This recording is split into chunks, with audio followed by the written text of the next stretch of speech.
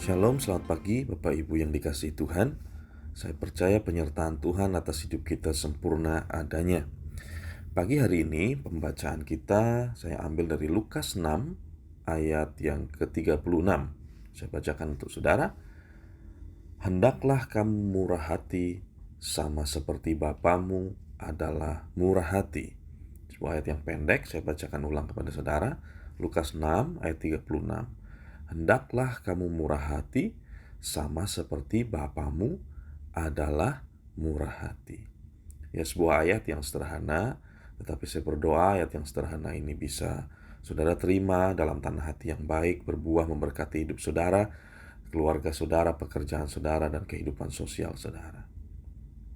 Alkitab mengajarkan kita untuk kita menjadi orang-orang yang bermurah hati, sama seperti Bapa kita yang adalah murah hati. Jika kita mencerna ayat ini, Bapak dan Ibu, maka perintah kita supaya menjadi murah hati tidak didasari oleh alasan yang lain. Tidak didasari oleh alasan ekonomi yang lain. Sama seperti saudara ketika saudara sedang diperintah untuk mengerjakan sesuatu, bukan untuk saudara diberkati. Tetapi ayat ini dengan jelas berkata, memerintahkan kepada kita, dan ini Yesus yang berkata, hendaklah kamu murah hati sama seperti Bapakmu adalah murah hati. Hendaklah saudara dan saya murah hati karena Bapa kita di surga murah hati. Jadi alasan dibalik perintah ini hanya satu, karena Bapa kita murah hati dan kita harus mencerminkan Bapa kita di dunia ini. Tidak ada alasan yang lain. Kita harus bermurah hati sebagai orang yang percaya kepada Tuhan, sebagai orang yang mempunyai Tuhan, supaya dunia melihat Bapa kita. Jadi perintah untuk murah hati lebih mengarah kepada menunjukkan identitas saya dan saudara sebagai orang Kristen. Ini adalah sebuah standar hidup orang Kristen. Kalau saudara dan saya ngaku bahwa kita adalah orang yang bertuhan, kita percaya kepada Yesus sebagai Tuhan kita, kita punya Bapa di surga, maka ini adalah standar saya dan saudara, bahwa kita harus hidup dalam kemurahan hati. Di dalam bagian ayat yang lain dikatakan, biarlah kebaikan hatimu diketahui semua orang. Tuhan sudah dekat. Ini adalah sebuah standar di mana kita harus hidup di dalamnya. Nah, kita akan belajar dengan cepat pagi ini. Di dalam kemurahan hati itu ada apa sih gitu ya? Ada sebuah cerita di dalam Alkitab. Dalam Lukas pasal yang ke-19 ayat yang pertama dan ayat yang sampai ayat yang ke-10. Saya bacakan untuk saudara. Judul perikopnya adalah Sakius. Lukas 19 ayat yang pertama. Yesus masuk ke kota Yeriko dan berjalan terus melintasi kota itu. Di situ ada seorang yang bernama Sakius, kepala pemungut cukai. Perhatikan, dan ia seorang yang kaya. Ia berusaha untuk melihat orang apakah Yesus itu, tetapi ia tidak berhasil karena orang banyak, sebab badannya pendek. Maka berlarilah ia mendahului orang banyak. Ia memanjat pohon ara untuk melihat Yesus yang akan lewat di situ. Ayat yang kelima, ketika Yesus sampai ke tempat itu, ia melihat ke atas dan berkata, Sakius, segeralah turun, sebab hari ini aku harus menumpang di rumahmu. Lalu Sakius segera turun dan menerima Yesus dengan sukacita.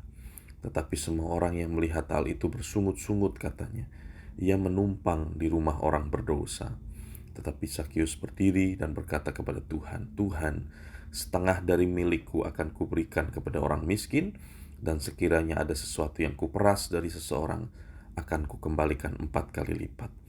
Kata Yesus kepadanya, hari ini terjadi keselamatan kepada rumah ini, karena orang ini pun anak Abraham, sebab anak manusia datang untuk mencari dan menyelamatkan yang hilang. Nah, Bapak dan Ibu, dari cerita yang sudah saudara dengar mungkin ratusan kali mengenai Sakius, saya mau mengajarkan bahwa kemurahan hati itu yang pertama tidak ada hubungannya dengan status seseorang. Saudara boleh terpandang secara sosial, saudara boleh memiliki harta yang besar, harta yang banyak yang mungkin tidak akan pernah habis, tapi itu tidak menjamin kemurahan hati saudara dan saya. Ya, jadi kemurahan hati itu tidak ada hubungannya dengan status seseorang. Ketika saudara dan saya sedang memutuskan untuk bermurah hati, Alkitab juga tidak memberikan embel-embel pemerintah seperti bermurah hatilah ketika uangmu cukup, bermurah hatilah ketika hartamu cukup. Tidak, Alkitab hanya mengajarkan bermurah hatilah. Itu berarti dalam segala keadaan kita. Dan tadi saya katakan adalah murah hati adalah sebuah standar. Dan dalam cerita ini Lukas 19 kita bisa melihat bahwa kemurahan hati itu berbicara mengenai apa fokus hidup kita. Ketika seseorang berfokus kepada Tuhan, dia akan sangat bisa bermurah hati. Dia akan sangat bisa menampilkan kepada dunia apa yang ada di dalam dirinya dan apa yang menjadi fokus hidupnya. Tetapi ketika kita sedang berfokus kepada mamon, kita berfokus kepada hal yang lain, di situ kita akan sangat sulit bermurah hati. Sebab kita tidak akan pernah merasa cukup. Jadi sebuah cerita tentang mengenai Zakius bukan hanya cerita hal kecil mengenai pembagian uang, mengembalikan apa yang sudah diperas. Tetapi cerita mengenai Zakius adalah ketika sebuah hati berbalik fokus kepada Tuhan. Di situ Zakius mampu untuk memberikan 4 kali lipat, memberikan setengah dari yang dia punya. Dua hal ini adalah hal yang dia puja sebelum dia ketemu Yesus. Fokusnya kepada uang. Dia mengumpulkan dengan begitu luar biasa. Dia memeras dengan begitu luar biasa. Tetapi ketika dia bertemu dengan Tuhan, hatinya berbalik arah. Jadi ketika saudara dan saya sedang bermurah hati, itu kita sedang menuju kepada Tuhan. Ada sebuah cerita yang dicatat juga oleh sejarah, ya. Seseorang yang bernama Nicholas Winton. Dia seorang Inggris yang dipakai Tuhan untuk menyelamatkan begitu banyak anak-anak Yahudi pada perang dunia. Ya, ketika itu Nicholas Winton adalah seorang pialang saham. Dia pergi ke Cekoslovakia dan dia melihat akan ada potensi bahwa anak-anak Yahudi ini akan dibantai oleh pasukan Jerman. Lalu dia mencari cara bagaimana mengirim anak-anak Yahudi itu ke Inggris. Lalu dia mulai datang ke parlemen dan pemerintahan. Lalu diberikan jalan bahwa dia harus mencarikan anak-anak ini adalah satu rumah dan uang 50 pound sterling tiap bulan. Dengan uang yang terbatas dia nggak mungkin bisa bawa begitu banyak anak untuk datang ke Inggris karena dia harus tanggung 50 pound sterling itu dan carikan orang tua asuh.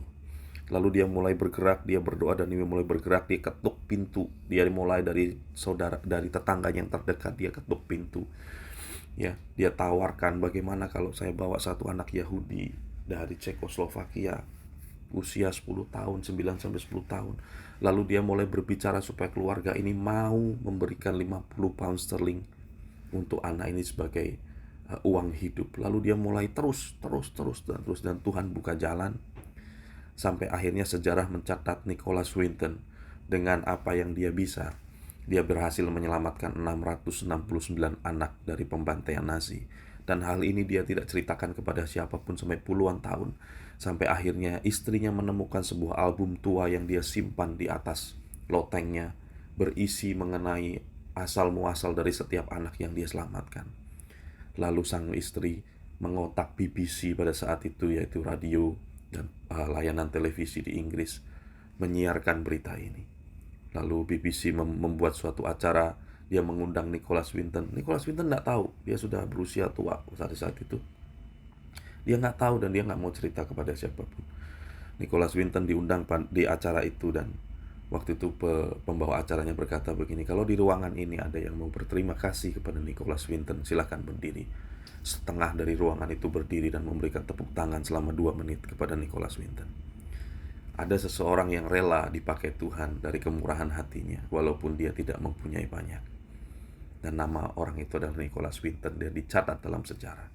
Ada satu orang dalam Lukas 19 yang dia begitu kikir dan begitu jahat, memeras begitu banyak orang sebagai kepala pemungut cukai. Tetapi ketika dia sedang bertemu dengan Tuhan, dia berbalik arah. Mereka menjadi orang-orang yang murah hati. Mari saudaraku, kita jadi orang-orang yang murah hati, bukan untuk alasan yang lain supaya kita diberkati, tetapi karena Bapa kita di surga adalah Bapa yang murah hati supaya dunia melihat kita. Tuhan memberkati. Aku ada saat ini, semuanya karena kasih.